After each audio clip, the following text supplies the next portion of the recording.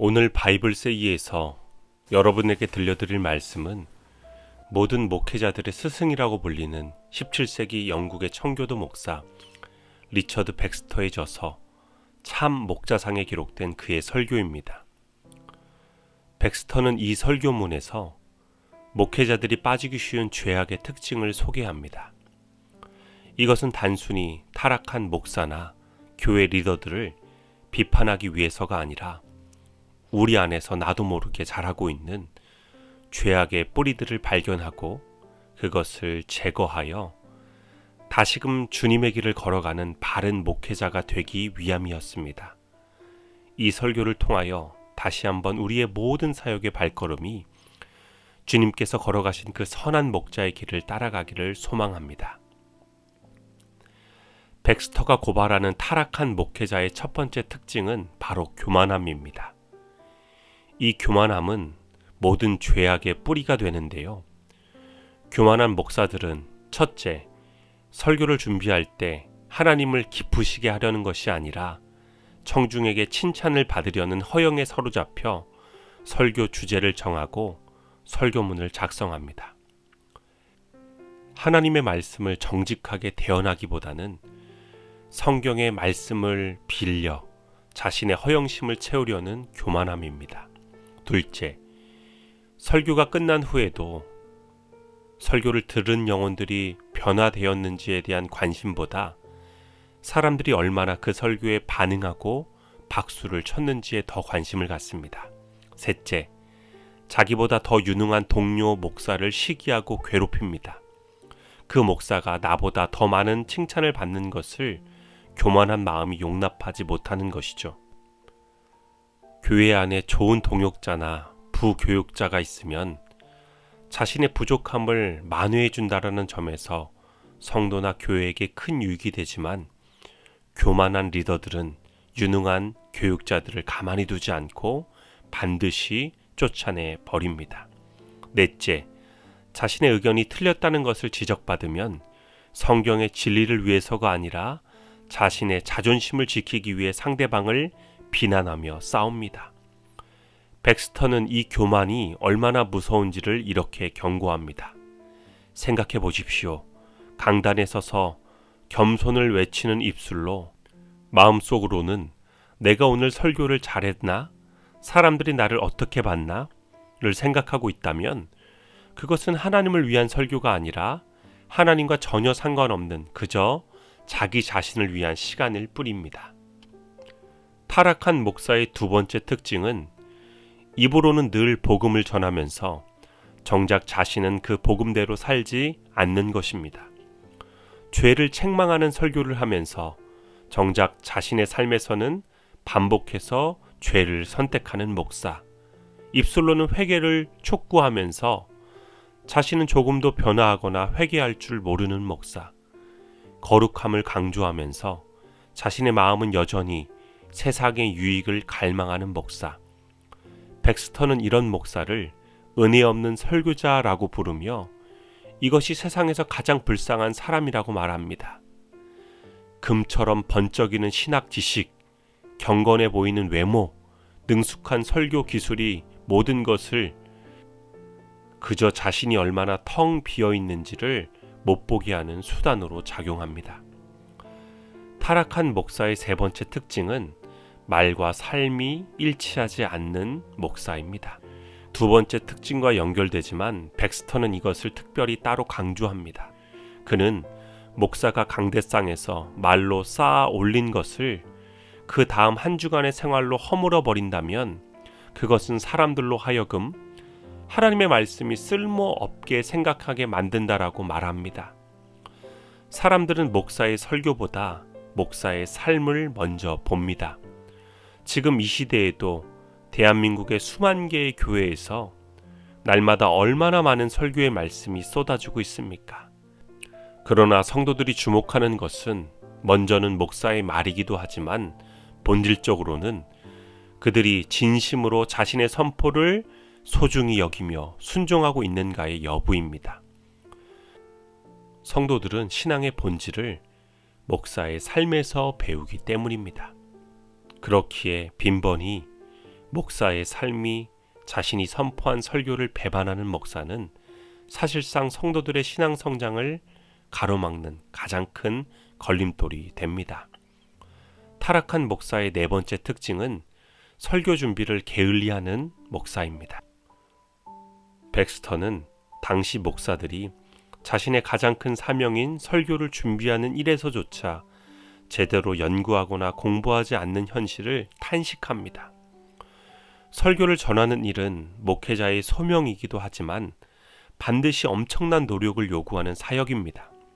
하나님의 말씀을 올바르게 이해하고 기도하며 그것을 청중의 눈높이에 맞게 전달하고 다양한 영혼의 상태에 맞게 처방할 수 있는 능력은 최선을 다해 연구하고 공부하는 일 없이는 불가능합니다. 그런데 이 연구를 귀찮다고 싫어하고 대충 준비하고 몇 가지 익숙한 이야기만 반복하는 목사는 결국 양떼를 굶기는 것입니다. 백스터는 말합니다. 공부하고 기도하고 지혜로운 사람들에게 묻고 의논하고 행하라. 이 네 가지 방법으로 목회자의 능력은 성장한다. 타락한 목회자의 다섯 번째 특징은 아무 열정 없이 형식적으로 설교하는 목사입니다. 백스터는 이것을 이렇게 지적합니다. 그리고 이렇게 묻습니다. 만약 설교자가 지옥을 믿는다면 그 무서운 지옥에 대해 냉랭한 목소리로 이야기할 수 없습니다. 만약 설교자가 복음의 그 엄청난 능력을 믿는다면 그 능력을 무미건조하게 전할 수는 없습니다. 열정이 없는 냉랭한 설교는 사람들에게 이런 메시지를 줍니다. 아, 이 목사님도 자기가 하는 설교의 능력을 믿지 않고 있구나. 그렇기에 설교는 목사 자신이 먼저 불타야 듣는 이의 마음에 불을 붙일 수 있습니다.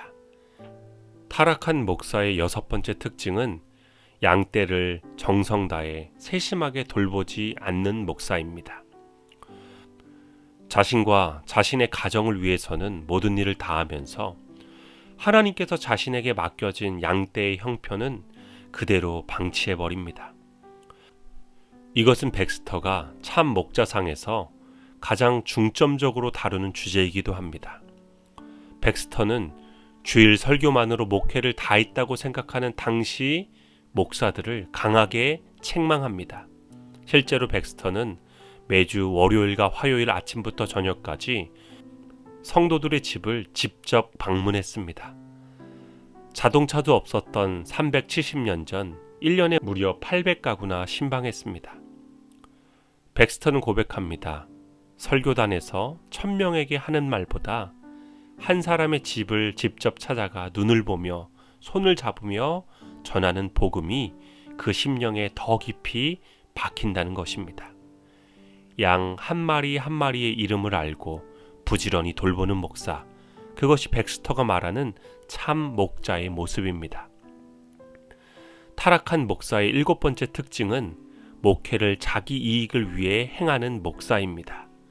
목회를 그저 생계의 수단이나 사회적 지위를 충족하는 수단으로 또는 내면과 자아의 만족을 위해 이용하는 목사입니다. 백스터는 이런 목사의 내면을 적나라하게 묘사합니다. 이런 목사들은 하나님을 위해 설교하는 것이 아닙니다. 그들은 자신의 명성과 이득을 위해 설교합니다. 그리고 이렇게 선언합니다. 목회가 직업이 되는 순간 설교는 공연이 됩니다. 그리고 성도는 고객이 되고 교회는 회사가 됩니다. 이 심령의 상태로는 자기 자신과 성도들을 그리고 교회 안에 어떠한 변화도 일어나지 않습니다. 타락한 목회자의 여덟 번째 특징은 교회의 거룩성과 영적 질서를 세우지 않는 목사입니다. 이들은 교회 안에 죄가 들어와도 모른 척 방치합니다. 분별력을 가지고 주님의 사랑으로 용서하는 것이 아니라 분명 목사가 하나님의 말씀을 기준으로 경고해야 하는 일인데 진리보다는 불편한 관계를 만들지 않고 불이익을 받지 않기 위해 죄를 용인합니다. 백스터 시대나 지금이나 교회 안의 분명한 죄에 대해 단호하게 경고하지 못하고 성도들의 눈치를 보며 침묵하거나 덮어버리는 일이 빈번하게 발생합니다. 지금의 대한민국의 교회도 권력을 가진 교계 거물 목사들의 잘못을 그 누구도 지적하지 않고 넘어가는 경우가 수도 없이 많습니다.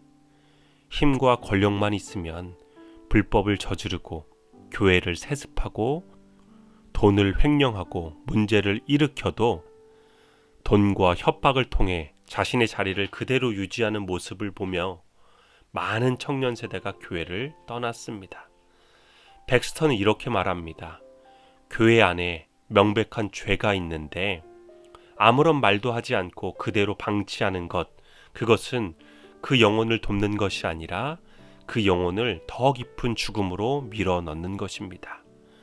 물론 권징은 참으로 어려운 일입니다. 사람들이 싫어합니다. 교회를 떠날 수도 있고 나를 대적할 수도 있습니다.